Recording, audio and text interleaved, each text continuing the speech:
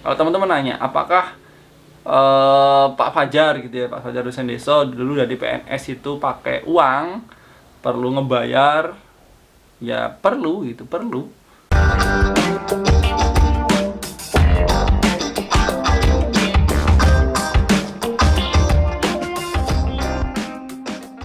Assalamualaikum warahmatullahi wabarakatuh. Jumpa lagi bersama saya Fajar Rohman Hariri di channel Dosen Deso. Dan pada video kali ini kita akan ngobrol santai, ngobrol-ngobrol santai sambil menunggu pengumuman resmi dari BKN ya mengenai penerimaan CPNS atau mengenai pelaksanaan seleksi kompetensi bidang ya, yang memang sudah dijadwalkan di akhir Agustus ya, setelah SKD dari sekolah kedinasan.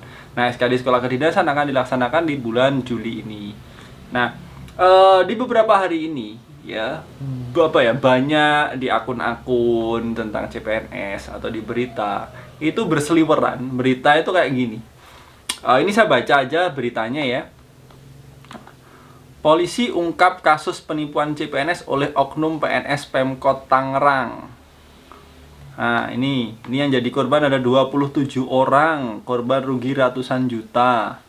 Lalu ada ini juga, janjikan lulus CPNS, nenek 74 tahun bawa kabur uang 250 juta milik korban. Dan bahkan ternyata kasus seperti ini, kasus penipuan CPNS ini, penerimaan PNS itu tidak hanya ini saja gitu. Di tahun-tahun sebelumnya juga sering banget ya, bahkan ada yang tipu masuk CPNS janda ini raup 1 miliar. Waduh, luar biasa ini. Ada yang komplotan ya, korbannya sudah 800-an orang ya, komplotan penipuan CPNS ini sudah meraup uang 2 miliar. Ngeri. Ada lagi berita ya, ini berita yang ini tipu 54 CPNS, oknum pegawai negeri sipil gelapkan uang 2,4 miliar. Waduh, luar biasa. Ini Pemalang nih, ini kalau yang ini Pemalang. Kita lihat dulu beritanya seperti apa ya. Jadi kalau yang atau modusnya ya, kita lihat modusnya dulu. Kalau di Tangerang ini ya, si penipunya itu ngaku sebagai pansel ya. Lalu mereka menjanjikan kalau bisa menjadikan PNS anaknya atau orangnya atau siapapun ya, oknum tersebut. Lalu untuk meyakinkan korban, mereka mengirimkan email penerimaan sebagai kelulusan menjadi PNS. Lalu setelah membayar 80 juta ya, lalu ditipu-tipu gitu ya. Jadi ada dikasih email, dikasih surat tanda kelulusan, atribut PNS gitu yang memang nipu sebenarnya. Ini tersangkanya PNS dari Pemkot Tangerang, golongan eselon 2C. Ya, ini kita ngomongin beritanya dulu, lalu kita bahas atau kita ngobrolin soal ini. Ini ada, jadi oknum PNS yang ngaku jadi pansel terus nipu. Ya, ini juga kalau yang tipu 54 CPNS ini sampai dapat 2,4 miliar, yaitu tadi. Ini bahkan ya, yang di Pemalang ini dia bukan PNS, orang biasa, cuman ngaku-ngaku saja gitu ya, ngaku-ngaku saja kalau dia bisa menjadikan PNS gitu kan. Kalau ini si korban itu disuruh ngebayar 137 juta ya. Ngeri jadi PNS bayar segini. Seluruhnya 54 CPNS total kerugian sebesar 4,3 miliar lah ya, 4,3 miliar. Dan semua korban yang dijanjikan tidak ada satupun yang jadi PNS ya. Jadi memang ini teman-teman, banyak yang memanfaatkan momen dimana penerimaan CPNS ini lagi gede-gedenya. Lalu banyak yang memanfaatkan mindset dari mindset di beberapa daerah atau di beberapa masyarakat kita memang kayak gini. Kalau jadi PNS ya harus bayar, kalau nggak bisa bayar nggak bisa jadi PNS gitu. Di tempat istri saya juga masih seperti itu. Jadi saya dulu awal-awal waktu jadi PNS gitu kan ya, itu ditanya gitu, bayar berapa gitu, habis berapa gitu. Itu Itu hal kayak mereka itu nganggap itu hal yang biasa gitu ya, jadi PNS itu ngebayar. Karena memang dulu sebelum sistem yang seperti sekarang ya, kabar isu yang beredar atau mindset yang dipercayai di sana adalah kalau mau jadi PNS ya harus bayar. Kalau nggak bayar nggak bisa jadi PNS gitu. Itu yang dipercayai oleh orang-orang sana. Tapi sekarang sistemnya sudah cukup baik, transparansinya ada. Jadi kayak apa ya, gini-gini tuh saya nggak ngerti ya bisa atau enggak. Menurut saya sih susah. Kalaupun bisa ya susah gitu ya. Bahkan mungkin tidak bisa. Buktinya ini yang 54 27 itu juga nggak ada yang jadi kan, ya ada yang jadi kan. Nah itu sebenarnya mereka si ini pendapat saya pribadi ya. Si penipu ini kayak ilmunya dukun. Saya pernah ngobrol kan dengan salah satu orang yang berkecimpung di dunia metafisika. Ya teman saya nanya, emang susah ya kayak gitu kan. Nah ternyata dukun itu ada yang nge-cheat ya. Nge-cheat itu curangnya gini. Misalkan nih ada orang ngacung jadi lurah, mau jadi lurah. Nah ini kan biasanya ke dukun-dukun ya, minta dibantu gitu kan. Nah dukunnya ini tinggal ngomong gini, oke, bisa saya bantu, tapi ini saingan saingan Anda itu dekengannya juga kuat ini. Ini kayak agak berat, tapi saya usahakan gitu. Ya kan? Terus si dukun ya minta uang berapa gitu, terus si dukunnya tinggal santai-santai saja gitu.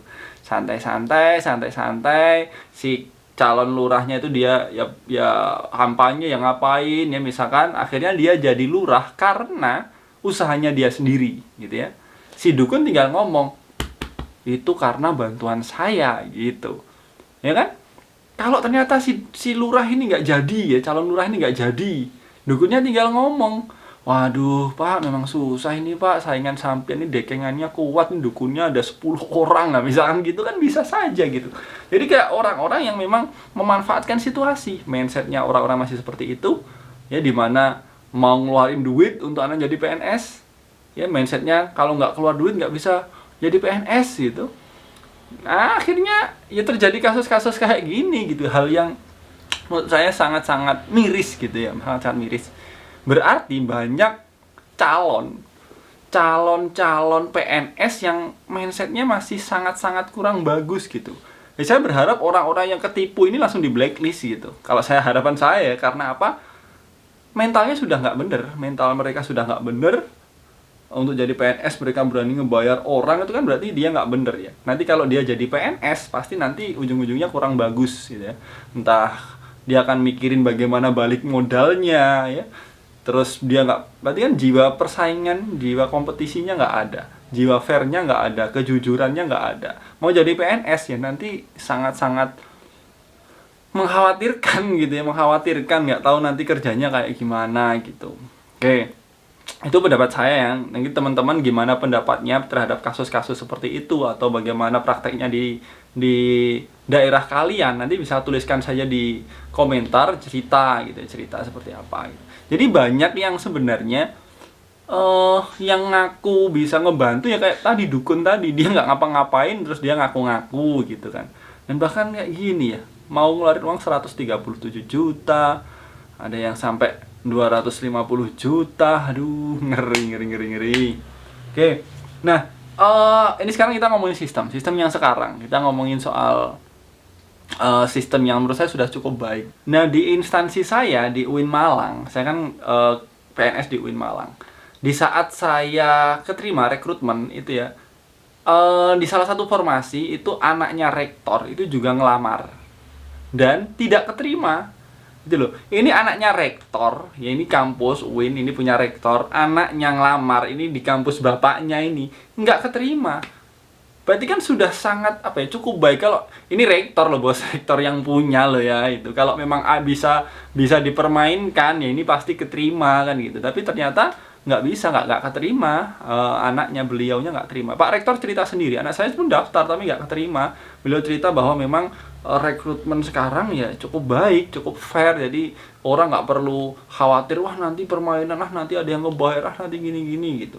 Jadi kayak gitu-gitu nggak usah dipikirin, itu hal yang sangat nggak penting banget buat dipikirin. Nanti kalau gimana PNS harus bayar gitu.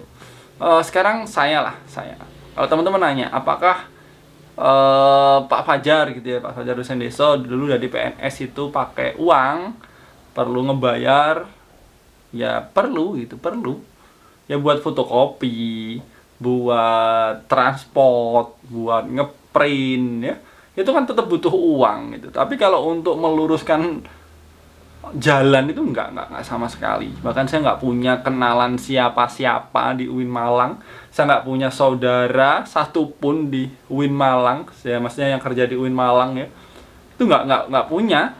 Ya memang kini modalnya modal nekat, bonek gitu, dan alhamdulillah kok ya dikasih kelancaran gitu. Jadi teman-teman nggak usah mikirin hal nanti ada di sana ada orang yang sudah kerja lama di sana. Ya, teman saya saingannya juga banyak yang sudah kerja di UIN Malang, dia yang keterima, bukan orang yang sudah kerja di UIN Malang gitu. Teman saya ada juga di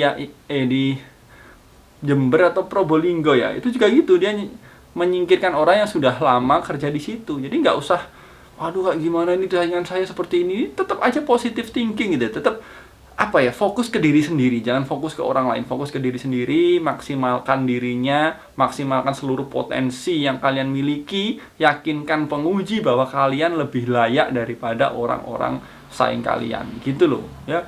Jangan nggak, ya Allah sampai bayar-bayar kayak gini, ketipu-tipu. Ini yang terkuak ya. Kalau nggak terkuak kayaknya juga banyak gitu ya yang ketipu terus nggak berani speak up, itu pastinya juga sudah banyak. Semoga ini jadi kasus yang terakhir ya, kasus-kasus terakhir ini biar apa ya, mindset itu semakin baik tentang perekrutmen CPNS, tentang apa ya, mentalnya teman-teman yang daftar PNS biar jadi lebih baik lagi, supaya apa, supaya di pemerintahan terisi oleh orang-orang yang memang punya integritas, orang-orang yang baik. Jadinya pemerintah atau apa ya, sistem kerja di instansi pemerintahan, pelayanannya bisa jadi sangat baik gitu loh ya. Nah, ini tugas-tugas teman-teman calon-calon PNS ya, meluruskan niatnya, ya meluruskan apa namanya, ya meluruskan niatnya ya, biar nanti kerjanya bisa baik ya untuk masyarakat, karena memang PNS adalah pelayan publik gitu.